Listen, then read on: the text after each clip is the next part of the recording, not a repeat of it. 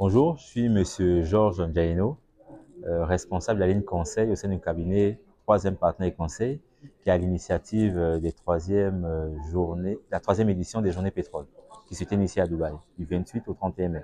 Mais aujourd'hui, j'ai eu l'honneur d'animer la présentation qui a porté sur le suivi et le contrôle des coûts pétroliers.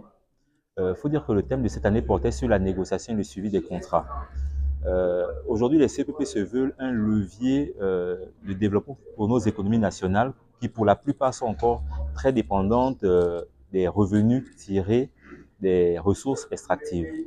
Et donc, l'intérêt de ce thème était aujourd'hui de pouvoir fournir des outils et des éléments pour renforcer en amont la négociation des contrats, mais également rappeler les dispositifs qui sont prévus pour une correcte application de ces contrats durant leur exécution. Renégocier un contrat alors qu'on est en période de position, c'est assez difficile. En revanche, le contrat étant la loi des parties, il est toujours possible de renégocier certains termes à travers la signature d'avenants ou un certain nombre d'accords. Par exemple, dans un certain nombre de missions que nous avons été amenés à conduire, et d'ailleurs c'est ce que nous rappelions, il y a des points par exemple comme le traitement des redressements qui ne sont pas des points qui sont forcément prévus au contrat, mais qui peuvent faire l'objet d'avenants pour pouvoir clarifier un certain nombre de dispositions. Donc, renégocier le contrat, c'est techniquement difficile et même juridiquement, c'est risqué parce qu'aujourd'hui, pour l'image du pays vis-à-vis des investisseurs, renégocier un contrat, ça renvoie un mauvais signal international. En revanche, certaines dispositions importantes qui n'ont pas été clarifiées peuvent faire l'objet de discussions et être mis dans un avenant. Et d'ailleurs, l'expérience qu'on a au Gabon, on a souvent signé plusieurs avenants au contrat pour pouvoir améliorer un certain nombre de dispositions. Oui, c'est beaucoup plus prudent et surtout pour conserver au moins l'image de marque du pays vis-à-vis des investisseurs. Il serait pour moi trop risqué de renégocier un contrat, plutôt faire des avenants sur des aspects spécifiques. Comme on le soulignait lors de la présentation, le CPP prévoit déjà un certain nombre de dispositifs de suivi et de contrôle. La première chose à faire, ce serait déjà de pouvoir faire une application correcte des dispositifs existants.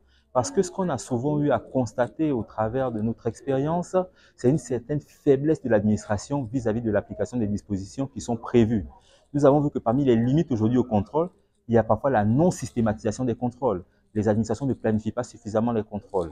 Les administrations, parfois, n'exploitent même pas parfois les informations qu'on leur transmet. Ils exigent qu'on leur envoie des informations.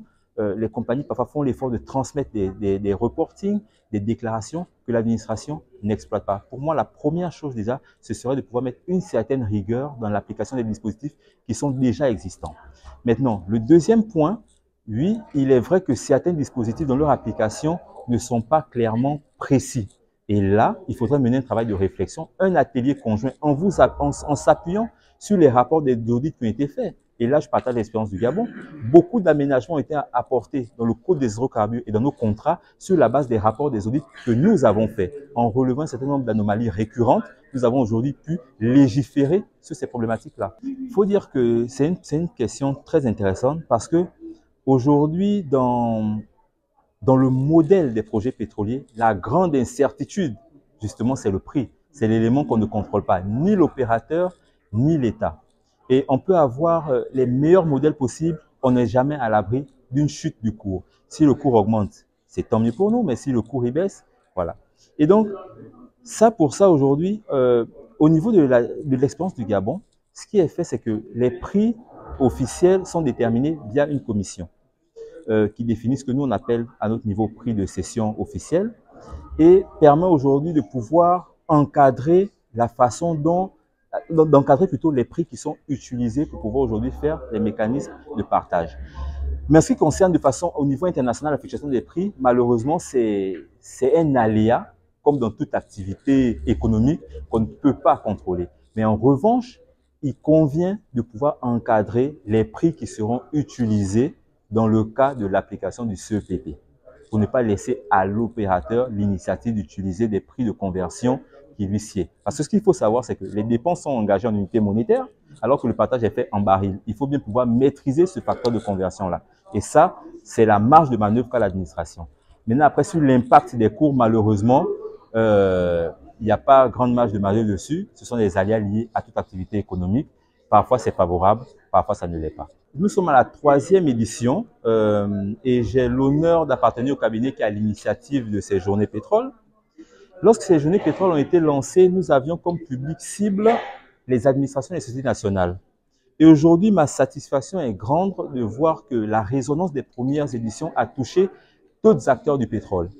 Lors de la 2e édition, nous avons eu des acteurs indirects, à savoir les douanes, à savoir les impôts.